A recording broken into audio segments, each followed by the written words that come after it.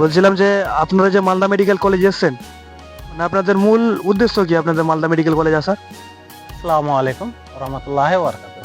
তো আমাদের মূল উদ্দেশ্য হচ্ছে আমরা নবজাগরণ ফাউন্ডেশন এনজিওর পক্ষ থেকে এসেছি মালদা জেলার বৈষ্ণব থানার টেউনাপুর অঞ্চল থেকে। তো আমাদের মূল উদ্দেশ্য হচ্ছে আমাদের সন্ধ্যের নাগাদ আমাদের নবজাগরণ ফাউন্ডেশন এনজিওর কাছে একটা ব্লাডের আবেদন পৌঁছাই।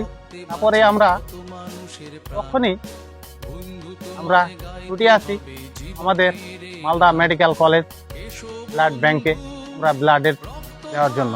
তো আমাদের নবজাগরণ ফাউন্ডেশন এনজিওর তরফ থেকে আমরা এসেছি। তো আমরা সবসময় চেষ্টা করব আমাদের নবজাগরণ ফাউন্ডেশন এনজিও মানুষের সাথে এবং মানুষের পাশে দাঁড়ানোর।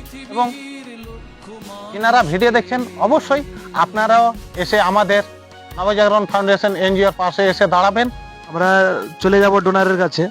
তো ডোনারকে আমরা জিজ্ঞেস করব যে আপনাকে রক্ত দিয়ে কেমন অনুভূতি আসছে, কেমন লাগছে? আলহামদুলিল্লাহ, আমার খুব ভালো লাগছে। ফার্স্ট টাইম ডোনার দিলাম। রোগীকে দিন ছিল, রোগীকে এখন দিয়ে আমার বেশ ভালো লাগছে। বলছি আপনাকে যে আমরা আমাদের এনজিও থেকে রক্তটা দিলাম, জি তো আপনার কাছে কি কোনো কিছু নেওয়া হচ্ছে? জি না, আমার কাছে এমন কিছু নেওয়া হয়নি।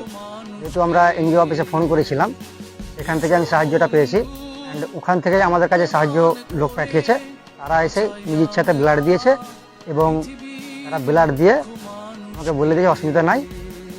তারপরে যদি নেক্সট টাইম যদি প্রয়োজন হয় তাহলে এনজিওতে কল করবেন, আমরা আপনাদের পাশে থাকবো এবং ওনারাও আপনাদের পাশে থাকবে। যদি কারো প্রয়োজন হয় বা প্রয়োজন পড়ে তাহলে আপনারা বলতে পারেন, আপনারা ওনার পাশে যাবেন, তো আপনারাও সাহায্য পাবেন।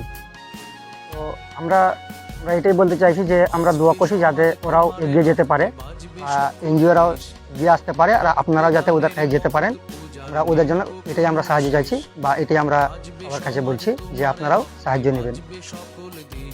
ঠিক আছে, কথা বলে বা আপনাদের রক্ত দিয়ে আমাদেরও ভালো লাগলো। ঠিক আছে, ধন্যবাদ, ভালো থাকবেন।